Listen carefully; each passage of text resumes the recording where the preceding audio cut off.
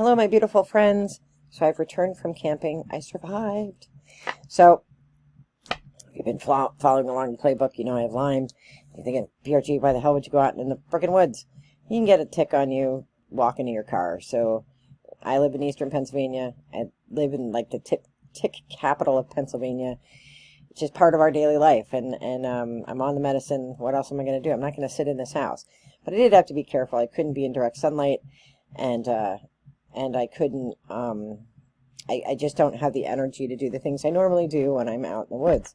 So normally on a camping trip, you go Friday night, you set up the camper, or if I'm backpacking my tent, and then Saturday's adventure day, right? So I go geocaching and swimming and hiking and yakking, and I do all the things, right? All the things. And then I come back and I cook a big dinner, usually on the camp stove, and, we have a fire and, tomfoolery, and then Sunday we pack it all up and go home. And I couldn't do 90% of that. So, but sometimes Spirit gives you a gift that you didn't even know you needed, right? So we went and we set up, and our camper, Dave will not sleep in a tent. What is this? He says he did it in the Army, so he doesn't need to do it now. Anyway, so we set up the camper, and our hitch didn't, we haven't used the camper since we got this Jeep, so this Jeep doesn't have a hitch on it. We ordered the hitch, Dave's a mechanic, so we can put our hitch on ourselves. We did call U-Haul to see if they could do it, but it was like $1 zillion, and I'm like, you're a mechanic, you could just do it. So we ordered it, and it was late, and so it actually arrived on Friday, but after we left. So my son was like, Mom, who's this guy named Kurt? He sent me like this thing. It's 5 million pounds. I'm like, that would be the hitch. He says, well, how did you get the camper there? Our friend Oscar took us with his hitch. So, and the campground's only about an hour and 15 minutes away, but it took 3 hours because there was a huge accident on 81.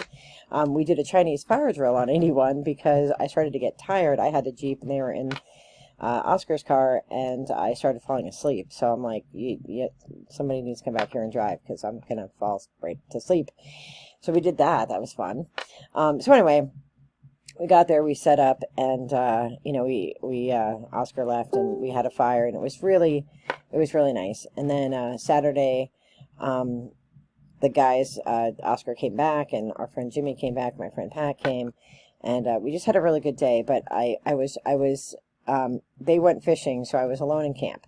So I couldn't do the things I normally do. I couldn't do all my adventures. Couldn't go hiking on these amazing trails I know are at the park.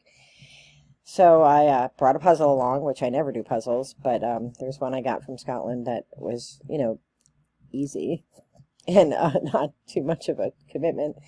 And I thought, well, I could put that together. And then I made from scratch a campfire meal, which was awesome. And I was really Pat makes fun of me, but I was really trying to connect with my ancestor. I did. I felt like I connected with my ancestors, and just thinking about what it was like 1,000 years ago to prepare food, and to keep a fire going all day. Holy Moses. I mean, really, that had to be somebody's job. And just thinking about how easy it is, even though campfire cooking is so much more of a commitment than cooking on your stove. Really putting all the things that you have to put in the pot, and making sure the fire is a certain level and the pot's at a certain level, and lifting the pot. I mean, this cast iron Dutch oven weighed 4 million tons. I was exhausted. By the time it was done, I ate a bowl of it, and then I was like, I need a nap. And that's when Pat showed up, and I'm like, I'm happy to see you. Have a bowl of food. I'm taking a nap. So I had a nap when I needed to nap, and that was a little frustrating because I would get tired. And went to bed at 11 o'clock. But I journaled, and I had gotten a special journal at a yard sale with my son, and I used that special journal to write in. And it was really about connecting with my ancestors, with the full moon coming, and really thinking about the people who have passed. Not necessarily. I mean, I was missing my parents, which I always do, but sort of those generations back of those nameless people that we just don't know on both sides, of my lineage. And all the things that they had to do just to sustain life. I mean, how amazing is that? But because I was forced to be still in ways that I'm not normally as a human, with my personality, I met a little chipmunk that I think lived under the tent platform, and I named him Bartley, and he was not shy. He came around. He didn't come around so much when all the people were there, but he came around a lot when I was alone. And there was a red-tailed squirrel. I named him Grendel because all squirrels are named Grendel. If you're familiar with Beowulf, that's what I think of all Grendels. And I mean, it was just really good. It was really great. And when my friend Pat came, I didn't want to go in the camper and take a nap because I thought that would be rude. I mean, like sleeping when your friend comes is kind of rude, but I was really tired and she was late. She wasn't sure she could come because she wasn't feeling great either, so I wasn't even sure she was coming. I would have napped beforehand had I really known she was coming. But anyway, so I got like a towel out and I just laid on the ground and I just passed out and went to sleep. But it was great. At one point, I had opened my eyes and it was just this canopy of trees above. And I'm reading this book, The Secret Life of Trees. I don't know, I think that's the name of it. It's not The Secret Life of Bees. It's The Secret Life of Trees, or The Hidden Life of Trees. And it's a really good book about how trees communicate with each other. And it was just really a nice weekend. It was nice to get away. But before I had left for the weekend, I had gotten some cards. I didn't take them with me because I didn't have a chance to bless them.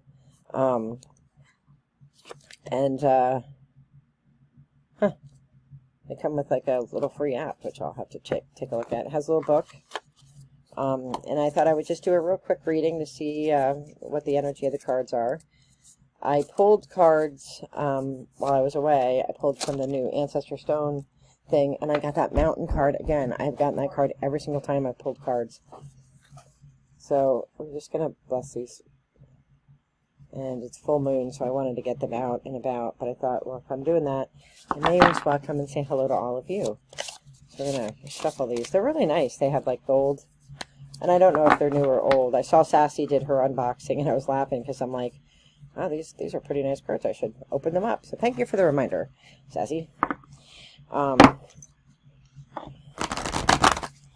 shuffle them up and see if we get a message.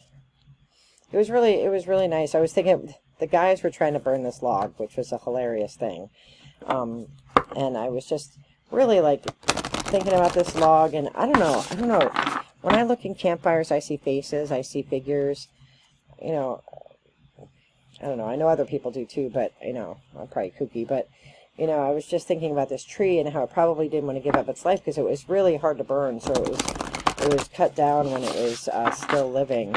But when we had talked to the ranger today, he said that tree, those stumps came from a tree that had fallen on the site and they had to cut up. And you could tell that it was perfectly cut, as opposed to somebody using a saw or an axe like in the wild.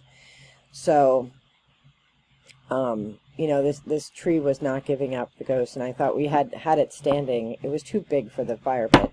So we had it standing. And, you know, I think too deeply about everything. But I was thinking, you know, like really, what a good metaphor for, you know, life. Like, you know, if you have a strong foundation, if you are strong on the inside, if your core is strong, it doesn't matter how people try to burn you. It doesn't matter how hot those flames are.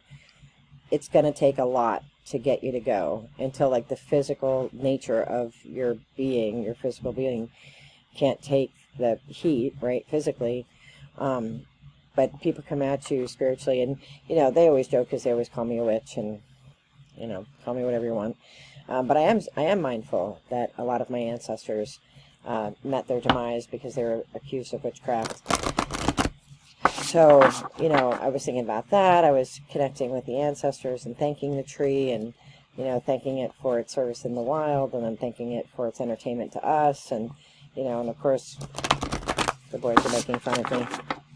But you know what? I don't care. You can make fun of me all they want. Because my bark, my core is strong. So let's see what message Spirit has for us. I don't know if this message will resonate with me or if it'll resonate with you, but let's see what these cards say. It has a book. We'll see if I like the book. We'll see if I don't. I'll just read intuitively if I don't like the book. That's pass one. Let's get them out together. Very shiny cards. Pass two. And pass three. They are easier to shuffle than the stone cards. We'll say that.